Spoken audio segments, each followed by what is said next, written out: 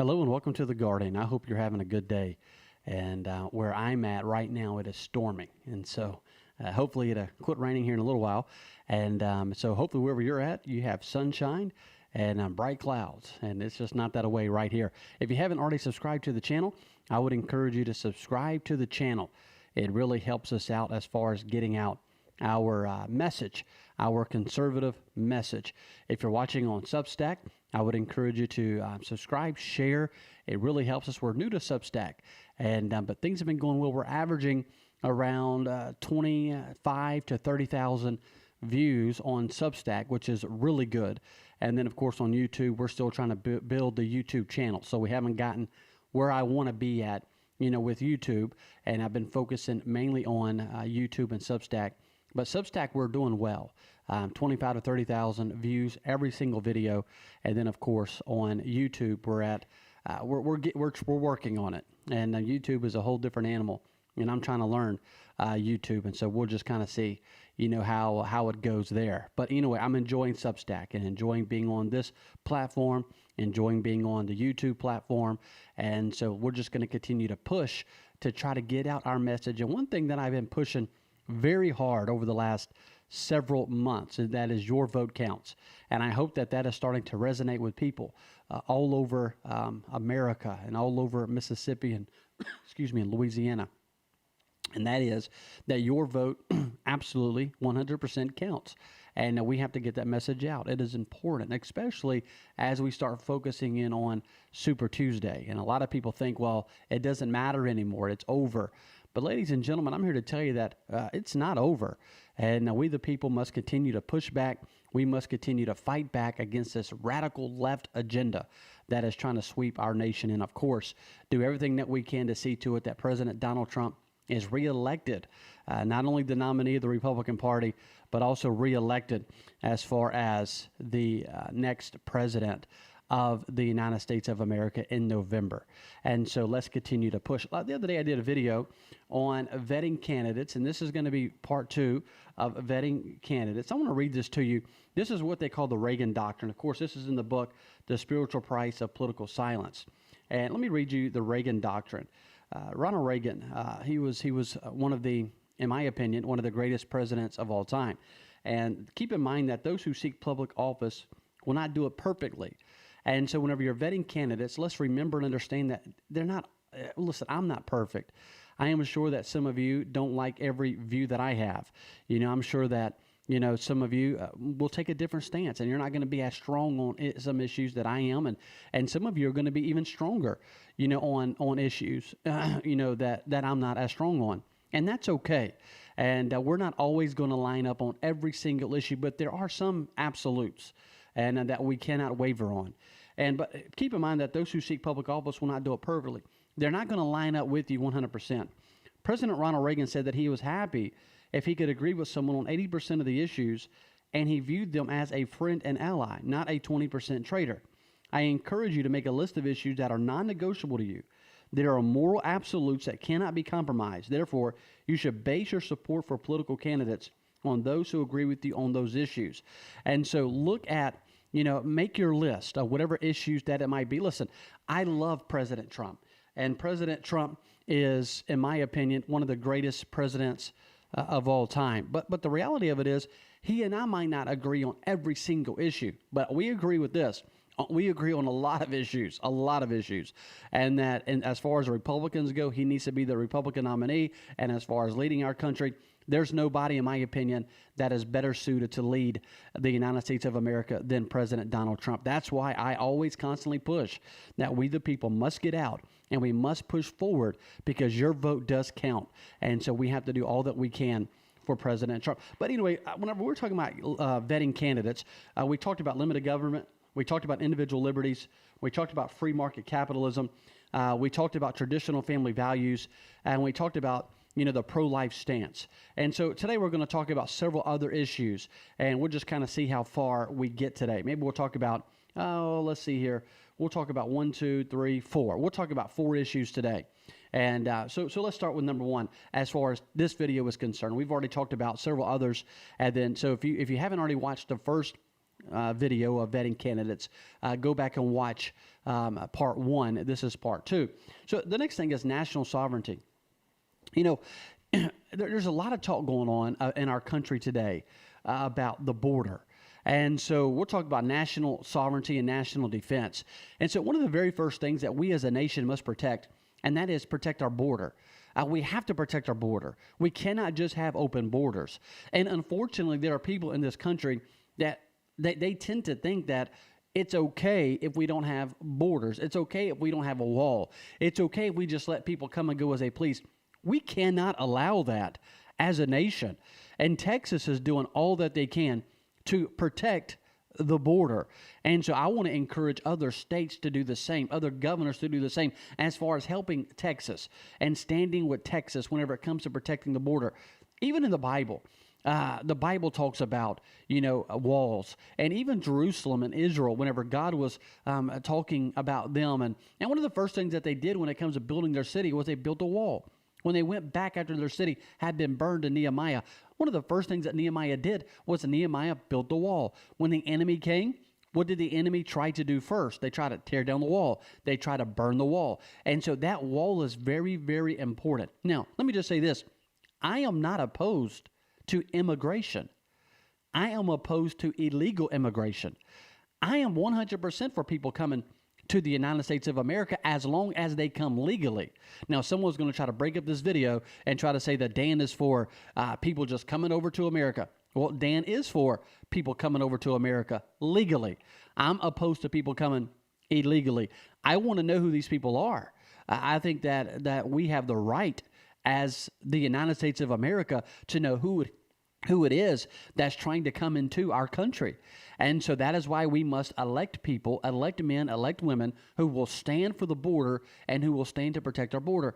We cannot just allow any and everybody to come into this nation, and we must stand for that border wall. And so whenever President Trump was running, one of his main things that he ran on was building the wall. And we were all screaming, build the wall, and he got it started. And now Biden is doing all that he can to destroy that. And so they can just have any and everybody coming over. And some of them have ulterior motives, right? They want people to come here that's going to vote for them. And now I want people to come to America because they want to be here in America, not because they want to come here and try to destroy our nation. And don't bring your corrupt values and your corrupt policies here to America. We have enough of our own issues that we have to deal with than try to deal with somebody coming in that wants to try to destroy our country. And so that national sovereignty, that national defense, that strong military. I am a strong military guy. I believe in a strong military. And my brother is in the Marines, and I have a lot of friends that are in the military and in every branch. And they're good men, good women that are serving our nation. And I believe it is important that we have a strong military. And so whenever it comes to vetting candidates and looking at candidates, we need to support men and women that are going to be for protecting our country, that's going to be for a strong military. We just can't elect anybody. So ask these questions. Ask the question, are you for a wall? Are you for protecting our borders? And if they're not, then they are to be out right away. We must protect our borders at all costs. A nation with no borders is no nation at all. We must protect our borders. It's very important. I'm going to tell you the next thing on this video that I want to talk about when it comes to vetting your candidates, and that is our Christian values. Our Christian values. Now, let me just say this, and right in the beginning, I realize and I understand that every single person that runs for office is not going to be a Christian. I get that. I understand totally 100%. But what I want to look at is, do they have some of these Christian values? All of these things that we have been talking about when it comes to vetting candidates, all of these things are very important. And so when I go to vet a candidate, I'm going to talk to a candidate. Maybe he's going to run for governor, or she's going to run for governor or attorney general or secretary of state. And I sit down with them and I talk to them. And maybe they're a Baptist, or maybe they're Catholic, or they're Presbyterian, or maybe they're Mormon, or maybe they're, whatever it is that they are. And we sit down and we begin to talk and we begin to have these conversations. And I ask them, are you pro-life? Are you for marriage? Are you for protecting our freedoms? Are you for the Constitution? I mean, are you for these things? I'm going to look at their answers, and I'm going to weigh out their answers. I might have a Christian who claims to be a Christian who might not be pro-life, but I might have another gentleman who claims that he's not a Christian, but yet he's pro-life. I'm going to go with the pro-life candidate. And so it is important. Now, do I want a Christian candidate? Absolutely. That's not even a question. But I'm going to look at that candidate's policy. Bill Clinton claimed to be a Christian, and I'm not saying he is or wasn't, but he had a lot of policy that I didn't stand for. Whenever you look at Obama claimed to be a Christian, and I'm not saying he is or he isn't. But I'm not going to judge that. But what I am going to say is I voted for Mitt Romney, who was a Mormon, over Obama because I was going to stand with those values. And was Mitt Romney my candidate of choice? Absolutely not. Okay, so don't try to spin that on me. Absolutely not. But at the end of the day, he was better than Obama, and so I voted for Mitt Romney. And so that's what you have to look at. You know, whenever you're looking at these candidates, weigh out their policy. Where do they stand on certain issues? And so when you look at these issues as far as a Christian or a non-Christian, I'm going to look at their issues and their values and where they stand on policy, and we'll make our decision from there. The general principles of which the fathers achieved independence were the general principles of Christianity. This is John Adams. I will avow that I then believed and now believe that those general principles of Christianity are as eternal and immutable as the existence and attributes of God. And so John Adams said that. What a great quote. What a great quote by John Adams. The next thing that I want to talk about and mention is the rule of law. The rule of law. James Madison said this. He said, "It will be of little avail to the people that the laws are made by men of their own choice. If the laws be so voluminous that they cannot be read, or so incoherent that they cannot be understood." And so what James Madison is saying is this, that you want men and women writing the laws who are like we are, and you want to be able to understand those laws. Listen, I understand that we have to have laws. I get it. I understand 100% that there are laws, like the speed limit. You know, there are stop signs and there are red lights and there are, you can't drive a certain miles per hour. You can't go steal and you can't, I mean, there's a lot of different laws like that. And I understand that we need laws in this nation. But at the end of the day, we need to be able to understand these laws. Not just some ridiculous law that is on the books.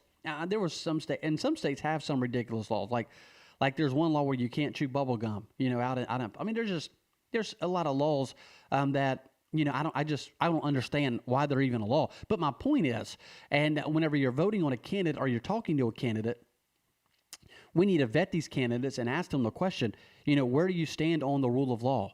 You know, which is very important. And so let me just stop right here and just say this, that if you have not already subscribed to the channel, please do so. And if you haven't already shared our Substack, go ahead and share it. It helps us out as far as our message. And then the last thing that I'm going to talk about today is standing for the Constitution.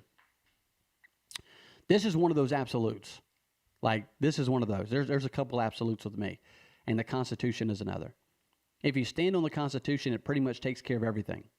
And I guess we could have started out with that and that been the only thing that you vet a candidate on is the Constitution. You need to get to know the Constitution. You need to read the Constitution. You need to know what this thing says and know what it means. And if you're going to be a candidate, you need to get to know the Constitution. And if you're going to be vetting candidates, you need to find out how well do they know the Constitution. Standing for the Constitution. In questions of power, Thomas Jefferson said this, in questions of power, then let no more be heard of confidence in man, but bind him down from mischief by the chains of the Constitution. Let me read that again. That is so good. In questions of power, then let no more be heard of confidence in man, but bind him down from mischief by the chains of the Constitution. That is what Thomas Jefferson said. A conservative candidate should consistently demonstrate support for the Constitution, defend constitutional rights, and uphold the principles outlined in this foundational document. If they're not willing to stand on the Constitution, they're not going to be my candidate, plain and simple. I hope you watched part one. If you haven't watched part one, go watch part one. It's here on the YouTube channel. It's here on Substack. And then watch part two. And we're just going step by step on vetting candidates. There's several more that I'm going to mention at a later video. I don't like to go too long. 20, 25 minutes is max. I'm not sure how long we've gone today. But my point is we need to vet candidates. We need to know who they are, what they're running on. We need to know their background, get to know them.